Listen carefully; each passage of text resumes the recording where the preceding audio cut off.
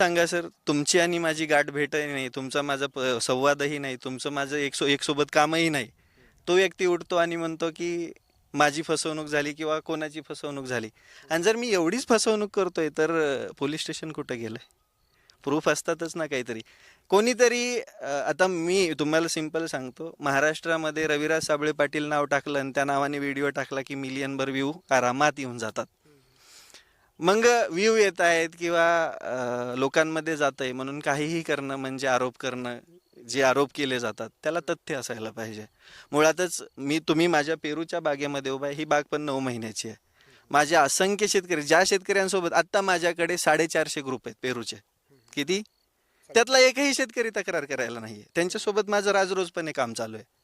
मग तक्रार करणारे कोण आहेत? ज्यांचा माझा काहीच संबंध नाहीये, ज्यांचं माझं कधीच इंट्रोडक्शन नाहीये. जर असतं तर माझं व्हायरल केलं असतं ना काहीतरी. राजकारणाला विरोध आहे ना. राज्यकर्त्यांना कोणत्या तरी नेत्याचा कोणतरी कार्यकर्ता असतो. मग त्या नेत्याला बोलल्यानंतर कार्यकर्ता उठतो आणि म्हणतो की मी शेतकऱ्यांची फसवणूक करायला काय आहे या शेतीमध्ये? मला सांगा सर, फेसबुकवरून येणारा, आता तुम्हाला बी माहिती, युट्यूब आणि फेसबुकवरून पैसे येतात व्हिडिओ बनवल्या. त्याच्यातून येणारा सगळा पैसा मी जर शेतकऱ्यांच्या लेकरांवरती खर्च करत असेल तर मी पैशाचा हबाबलेला असेल का हो? आता